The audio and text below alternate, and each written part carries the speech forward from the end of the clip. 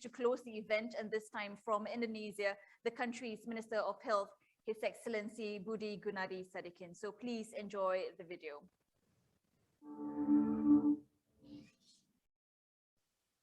Excellencies, distinguished delegate, ladies and gentlemen.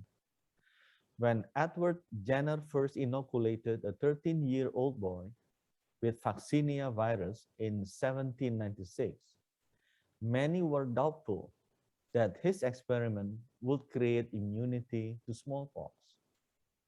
2 years following that, the first smallpox vaccine was developed, and it turned out that his invention changed the course of history in virology. As humankind evolves, innovations is what drive us to create a better civilization. Although right now, we are challenged by the COVID-19 pandemic, we must see the opportunity to fight the crisis through innovation and collaboration. Excellencies, we attain strength and power through partnerships. As the chair of the ASEAN Health Ministers meeting, I would like to congratulate European Union ASEAN Business Council for the success of the EU-ASEAN Health Summit.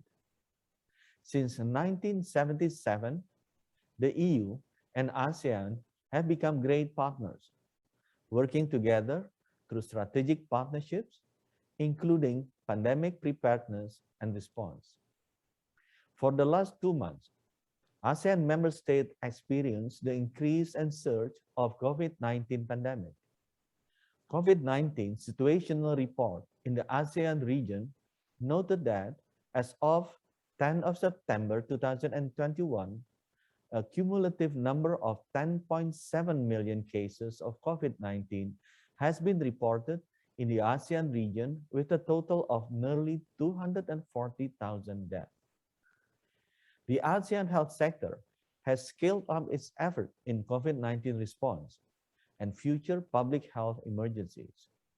Therefore, on behalf of the ASEAN health sector body, I wish to foster the partnerships between the European Union and ASEAN for a better regional COVID-19 response.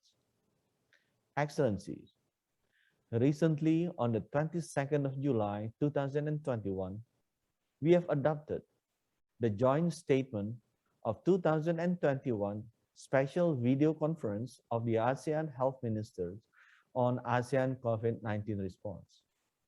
We look forward to the support from ASEAN's dialogue partners, external partners, and various stakeholders to explore these areas of collaborations. First, we need to develop a global protocol for public health, social, and infection control measures, including ASEAN Health Protocol to support the post-COVID-19 recovery.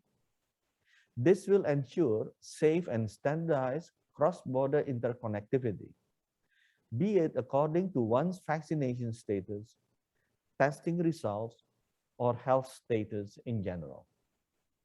Second, we also need global policy and instrument on pooling of resources that can be rapidly disbursed to countries in need. Shall there be another emerging health crisis in the future? Just like IMF in the financial sector, that can come to the rescue when there is a monetary crisis in a country.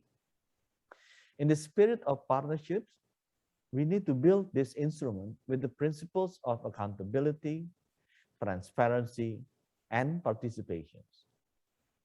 The other potential collaborations include partnerships in genome surveillance for SARS-CoV-2 variants, vaccination, and the establishment of the ASEAN Center for Public Health Emergencies and Emerging Diseases.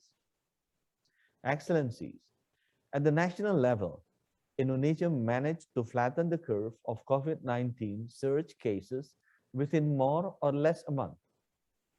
This experience depicts our actions in battling the COVID-19 pandemic and mobilizing our resources to manage a vast population, diverse demography, and geography. This pandemic has also taught us the most valuable lesson to invest more in health resilience. including in vaccines, therapeutics, and diagnostics.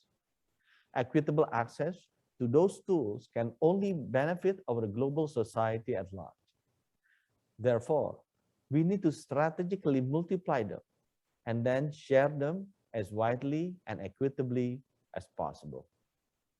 We must aggressively develop locally based manufacturing capacities for vaccines, therapeutics, and diagnostics. To do this, transfer of technology and know-how, as well as improving capacity in research and development, especially from the developed nations to the rest of the world, should be accelerated. We have seen that this can be done fast, be it through business to business or multilateral cooperations.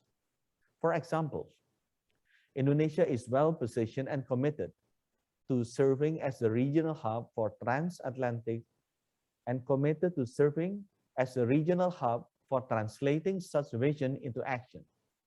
We are ready to contribute to the global supply chains of vaccines, therapeutics, and diagnostics in response to the current and future health challenges.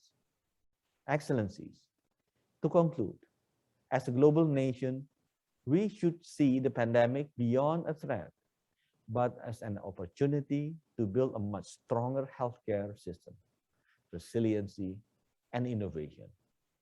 The world has witnessed the successful eradications of smallpox because Edward Jenner never gave up amid challenges. Hence, we must also work hand in hand to innovate during these unprecedented times. Remember, everything looks and sounds impossible until it is done. Thank you very much.